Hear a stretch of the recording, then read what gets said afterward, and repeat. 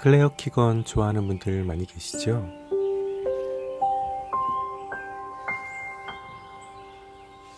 오늘은 클레어 키건의 단편집 푸른 들판을 걷다에 관한 이야기를 조금 해보려고 해요. 아마도 클레어 키건 좋아하시는 많은 분들이 맡겨진 소녀나 이처럼 사소한 것들을 통해서 클레어 키건 월드에 입문하셨을 것 같아요. 클레어 키건은 워낙 과작을 하는 작가이기 때문에 많은 작품을 쓰는 작가는 아니고요. 또 아주 긴 소설을 쓰는 작가라고도 할 수 없을 것 같습니다. 특히 푸른 들판을 걷다라는 소설집은 쓰여진 시점으로만 보면 20년이 훌쩍 넘는 그런 클레어 키건의 초기 소설들이라고 말할 수 있을 것 같아요. 어떤 작가의 초기 작품들을 살펴본다는 건 그것만으로도 굉장히 흥미로울 때가 있는데요. 지금 우리가 읽기에 너무나 원숙하고 또 잘 정제되어 있는 작가의 소설들도 그 작가의 초기작으로 거슬러 가면 그렇지 않은 경우들도 있고요. 또 때로는 지금 드러나고 있는, 지금 나타나고 있는 어떤 작가의 특징들이 어떤 방식으로 마치 원석처럼 이 소설 안에 들어있었는지를 살펴보게 되는 그런 기쁨도 주는 일이라고 할 수 있겠습니다. 이 푸른 들판을 걷다에 실려있는 소설들도 아마 그런 매력을 가지고 있다는 생각이 들어요. 클레어 키건을 생각할 때 제가 가장 특징적으로 떠오르는 것들은 몇 가지가 있는데요. 첫 번째는 이 클레어 키건이 언어 그 자체 그리고 아이러니로서의 언어를 사용하는데 대단히 능숙하고 또 뛰어나다고 하는 것입니다. 그래서 문장이라든지 대사라든지 줄치고 싶은 것들이 역시 이 작품집에서도 많은 문장들이 그랬고요. 또 하나 특징이 있다면 가족 이야기들이 많이 나오는데요. 이 가족들은 대부분 어떤 역사를 가지고 있습니다. 그리고 역사를 살펴보다 보면 가부장제나 종교의 억압을 받고 있는 경우들이 굉장히 많아요. 아주 쉽게 말하면 아버지가 나쁜 사람이거나 혹은 종교가 억압적인 그런 역할을 하는 경우들을 많이 보게 되고요. 또 연결지어서 결혼도 보면 대체로 불행합니다. 대체로 불행한 결혼 생활을 하는 인물들이 나오고 그 자녀이거나 혹은 그 당사자이거나 한 경우들이 역시 이 소설에서도 많이 등장합니다. 또 클레어 키건이 뛰어난 점 중에 하나는 디테일과 자연을 다루는 방식인데요. 또 이 자연은 아일랜드라고 하는 아주 특별하고 특수한 공간을 배경으로 해서 클레어 키건의 매력을 잘 드러내주고 있는, 또 클레어 키건의 소설을 다른 소설들로부터 변별시키는 그런 역할을 한다고도 할 수 있겠습니다. 여기 한 가지 역사적인 맥락을 덧붙인다면 문학사적으로 아일랜드라는 공간은 굉장히 특별한 공간이잖아요.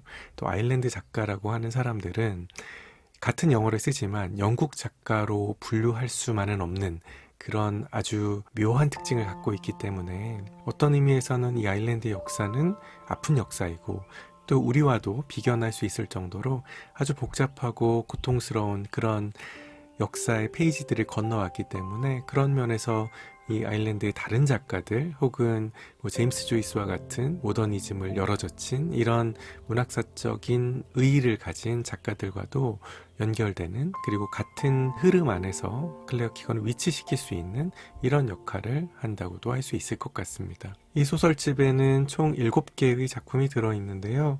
하나씩 제목을 살펴보면 작별선물, 푸른 들판을 걷다, 검은 말, 산림관리인의 딸, 물가 가까이, 굴복, 그리고 키 큰 나무 숲의 밤, 이렇게 7작품이 들어있습니다. 근데 사실 저는 이게 좋은 작품들이지만 썩 공평하지는 않다는 생각이 드는데, 왜냐하면 이 중에서 7편 중에 적어도 2편, 그러니까 제 생각에는 산림관리인의 딸과 키 큰 나무 숲의 밤은 이건 단편소설이 아니기 때문이에요. 이것을 다른 단편들과 같은 선상에서 비교한다면 약간 형평성이 문제가 될 수 있다는 생각이 드는데, 좋은 의미로요. 왜냐하면 이 두 작품은 노벨라의 형식을 가지고 있고 이 노벨라를 단편소설과 비교하는 것은 저는 체급상 좀 맞지 않다는 생각이 들거든요. 제가 지금 무슨 얘기를 하는 거냐면 이 두 작품이 굉장히 좋다는 이야기를 돌려 말하고 있는 거고요. 단편소설이 어떤 하나의 장면을 포착해서 그 장면이 지닌 의미를, 또 그 장면이 지닌 효과를 우리에게 최대한 보여주는 것을 목적으로 삼는다면 노벨라부터 시작하는 중편이나 장편 소설의 경우는 너무나 다른 방식의 시각, 삶과 시간을 바라보는 파노라마적인 시선을 가지고 있죠. 이 두 작품 그런 것을 가지고 있고요. 이런 것들을 겪어보면 단편소설이 아무리 뛰어나다고 하더라도 거기와는 좀 다른 체급의 다른 중량감의 매력을 이 두 소설에서 느끼실 수 있을 것 같고요. 제가 모든 단편들을 하나하나 다 설명드릴 수는 없겠지만 저에게 개인적으로 좋았던 단편 두 가지가 더 있었는데요. 하나는 푸른 들판을 걷다 였고요.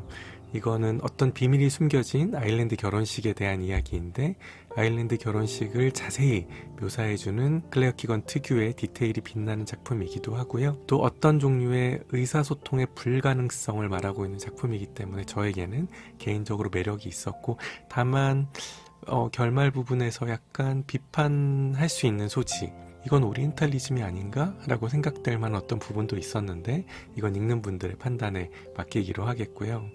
또 하나는 물가 가까이라는 단편인데요. 이 단편은 젊은이가 말 그대로 물에 들어갔다 나오는 이야기인데 원형적으로 인물이 물에 들어갔다 나온다는 것은 새롭게 태어나는 것을 의미하잖아요. 대체적인 이야기에서 그 원형적 이야기가 가지고 있는 특징을 잘 소화하면서도 이 작품에 아주 묘한 또 매력이 있습니다. 이 작품에는 또 제가 덧붙이고 싶은 말이 하나 있는데요. 무라카미 하루키가 역시 20년쯤 전에 Birthday Stories라는 엔솔로지를 낸 적이 있어요. 그러니까 하루키가 생각할 때 작품을 잘 쓰는, 단편을 잘 쓰는 작가들을 모아서 특별히 생일을 다룬 그 작가들의 작품들을 하나의 선집으로 만들었는데 본인도 하나 쓰고요. 거기 뭐 레이먼드 카버도 실려 있고 윌리엄 트레버도 실려 있고 뭐 다양한 작가들이 실려 있는데 클레어 키건의 이 물가 가까이도 실려 있습니다. 근데 저는 이 20년 전에 정확히는 19년 전에 2006년에 저의 친한 친구가 이 책을 선물로 주어서 그때 클레어 키건의 이름을 사실은 아주 인상 깊게 기억하지는 못했고요. 그냥 그렇구나 라고 생각했는데 뒤늦게 이제 저에게도 다시 찾아보게 된 작가가 되었고 재미있는 것은 이 물가 가까이라는 소설이 그 하루키의 선집에 실려있는 버전과 이 푸른 들판을 걷다에 실려있는 버전이 좀 다릅니다. 하루키 선집에 실려있는 버전이 초기 버전이고요. 클레어 키건도 그런 얘기를 하는데 푸른 들판을 걷다에 실으면서 이 작품의 결말을 바꿨다는 이야기를 하고 있어요. 그래서 아마 더 관심이 생기시는 분들은 이 두 개의 단편소설의 같은 제목이지만 서로 다른 버전의 단편소설에 어떤 버전이 더 좋은지를 한번 견주어 보시는 것도 또 다른 작품을 읽는 매력 또 즐거움이 될 수 있을 것 같습니다. 클레어 키건의 작품들은 너무나 한국에도 지금 많이 팔리고 또 인기 있는 작품이라서 제가 말을 더 보태는 것이 어떤 의미가 있을까 싶기는 하지만요. 만약에 이 클레어 키건의 초기작들 또 클레어 키건의 가장 우리에게 나중 도착한 가장 최초의 모습이 궁금하신 독자분들이라면 이 푸른 들판에 걷다에 실려있는 클레어 키건의 프로토타입들을 한번 살펴보시는 것도 좋을 것 같습니다. 그러면 우리는 또 다음 소설, 다음 책에서 만나기로 해요. 모두 안녕히 계세요.